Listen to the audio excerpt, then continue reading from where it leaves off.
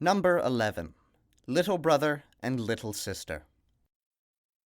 A little brother took his sister by the hand and said, "Ever since our mother died, we've not had one moment of happiness. Our stepmother beats us every day, and when we come near her, she kicks us with her foot. We get nothing but hard crusts of bread, just leftovers for food, and the dog under the table is better off. At least he gets a good chunk of meat every now and then. Lord have mercy on us, if our mother only knew. Come, let's go off into the wide world." So they went away and came to a large forest. There they were so sad and so tired that they crept into a hollow tree and just wanted to die from hunger. Then they both fell asleep. When they woke the next morning, the sun was already high in the sky and warmed the hollow tree with its rays.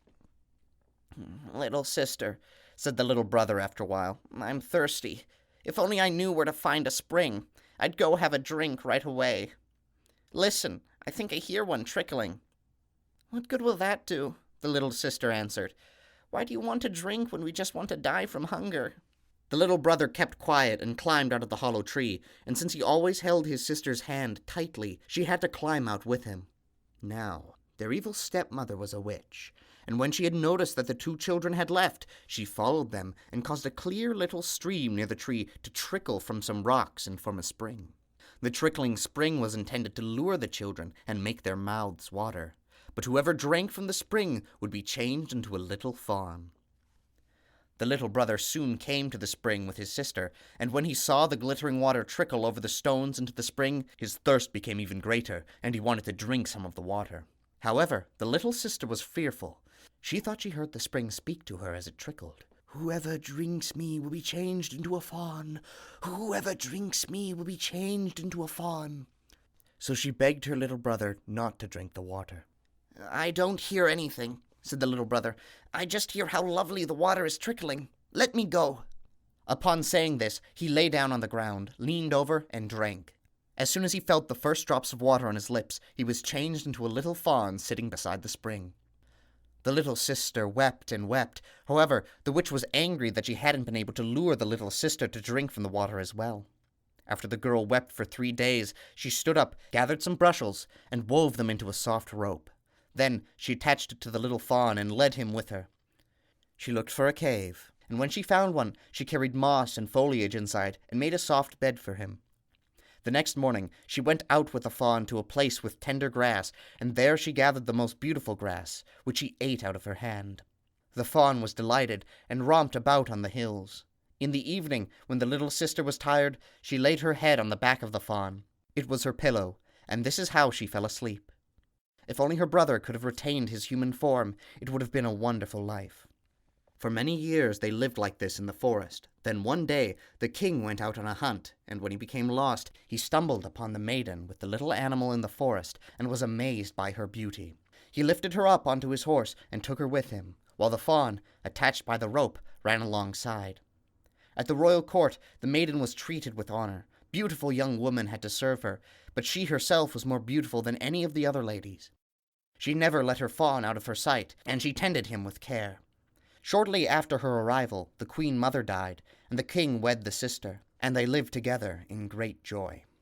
However, the stepmother had heard about the good fortune of the poor little sister. She had thought that the maiden had long since been torn to pieces by wild beasts, but they had never done anything to her. Indeed, the maiden was now the queen of the realm. The witch was so angry about this that she could only think of some way that she might ruin the queen's happiness. When the queen gave birth to a handsome prince the next year, and the king was out hunting, the witch appeared in the form of a chambermaid, and entered the room where the queen was recovering from the birth. "The bath has been prepared for you," she said. "It will do you good and strengthen you. Come, before the water becomes too cold." The witch led the queen to the bathroom and locked the door behind her. Inside, there was a brutally hot fire, and the beautiful queen was suffocated to death. Now the witch had a daughter of her own, and she endowed her with the outward shape of the queen, and laid her in bed in place of the queen. In the evening, when the king returned home, he didn't realize that he had a false wife. But in the night, and the nurse saw this, the real queen appeared in the room. She went to the cradle, lifted the child to her breast, and suckled him. Then she plumped up his tiny mattress, laid the baby in the cradle again, and covered him. After this, she went into the corner where the fawn slept and stroked his back. This was how she came and went every night without saying a word. One time, however, she entered again and said, "How's my child? How's my fawn? Twice more I'll come, then I'll be gone." Then she did what she had usually done the other nights. Meanwhile, the nurse woke the king and told him secretly what had happened. So the next night the king kept watch, and he too saw how the queen came, and he clearly heard her words.